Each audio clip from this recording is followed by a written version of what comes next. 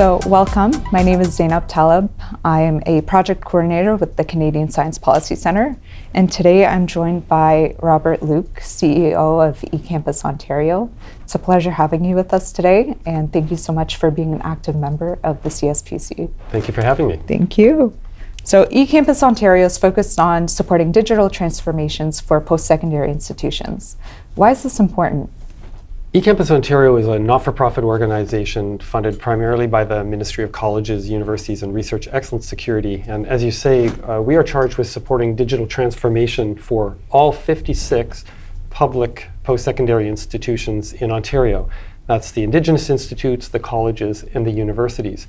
It's really important for us to support digital transformation in post-secondary education because it is the education system that is providing the primary inputs to the innovation system and the economy. And when we enable our colleges, universities, and Indigenous institutes to make the best use of digital technology, we do a couple of really important things. We meet the learners where they are today, which is in a digital world.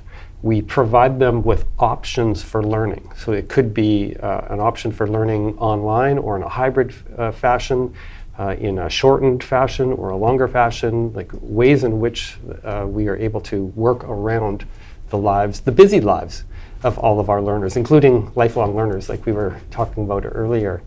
And then I think fundamentally it's about de-risking new thinking and new technology as we support a resilient economy. Canada faces productivity and innovation deficits often tied to talent development and deployment. What role does eCampus Ontario play in addressing these challenges? Companies in Canada invest at about 50% of the OECD average in those three elements of productivity. And we believe two things are true. Number one, if we can help businesses to invest in education and training, research and development, and new technology adoption, then they will be more productive. And the second thing we believe is our colleges, universities, and Indigenous institutes are the best partners to work with companies to increase investment in those.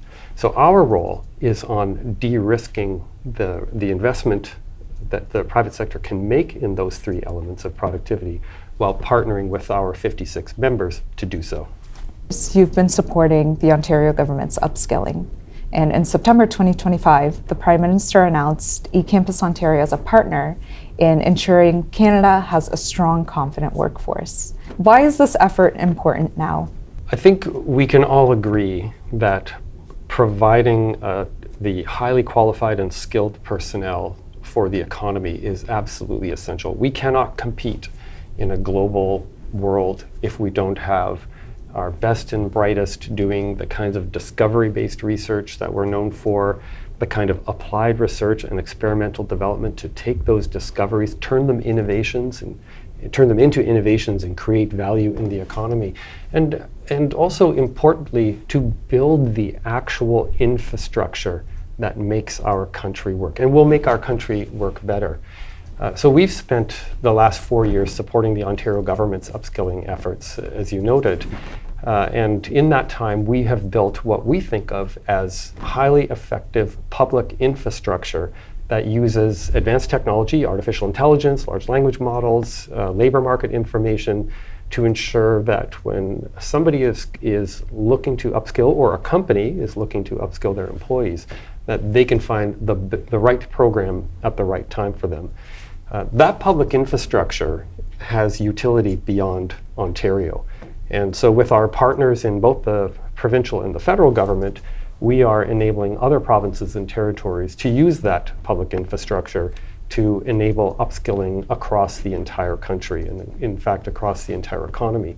That's important now, not just for the reasons why I was just saying, but because it's important now because, as the Prime Minister said on September 5th, and certainly in the budget, we have a generational moment to work together to build a better country. We know that we can't rely on our historical trading partners to have an effective and productive economy, and so that means we're going to have to do things a little bit differently. We're going to have to invest in sovereign computing technology. We're going to have to ensure that intellectual property that we develop in this country creates value in this country. All of that requires talented, highly skilled people. And we think that our ability to partner with the federal government is an important way that we can get this public infrastructure that we have developed with the Government of Ontario to help any other province and territory, and most importantly, the colleges, universities, and Indigenous institutes that are across the country. It's an interesting way to frame what we are doing, because on the one hand, we are helping get people into programs and into jobs, and we are helping companies to upskill their employees and de-risk that investment, that important investment that we talked about earlier. And while we do that at the same time, we are providing new sources of revenue for universities, colleges, and Indigenous institutes at a time when they really need it. You've spoken about moving towards a lifelong learning model. How do institutions need to rethink the concept of the student journey to support this? That's such an important question right now. We have a post-secondary education system that was designed for people emerging from high school. That is the minority of learners in this country today, and it will be the minority of learners going forward. So in fact, the average user is not what the system was designed to do.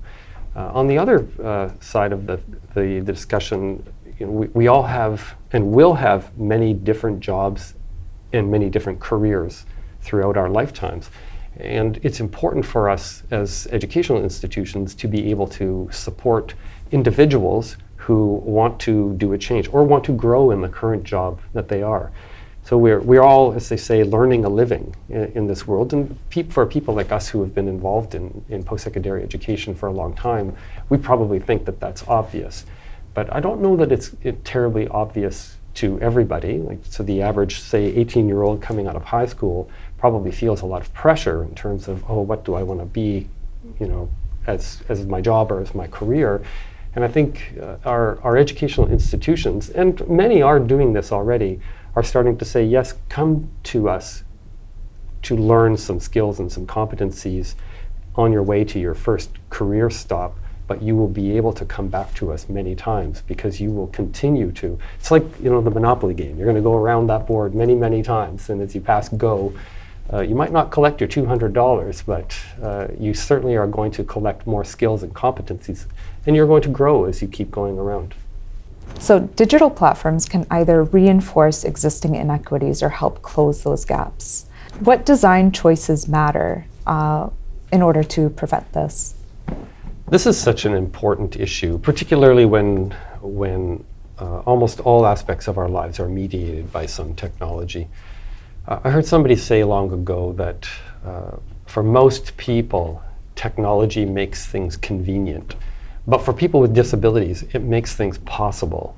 And that's a really important way to frame our responsibility when we are using digital technologies and platforms to ensure that in that example, people with disabilities can participate with parity. But I think we need to look beyond that and think about what access truly means. We might be fortunate to be able to access the latest version of ChatGPT or the internet at high speeds, but that's not something that everybody in this country has equal access to. And we have talked today a little bit about the role of technology in mediating the development of skills and competencies. That assumes an underlying facility with that digital technology, a basic literacy, if you will.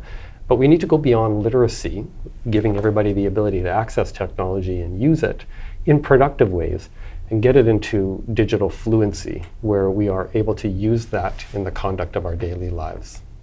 Thank you so much, Robert Luke, for joining us today. It's been an absolute pleasure speaking with you. Thank you so much. It's been lovely.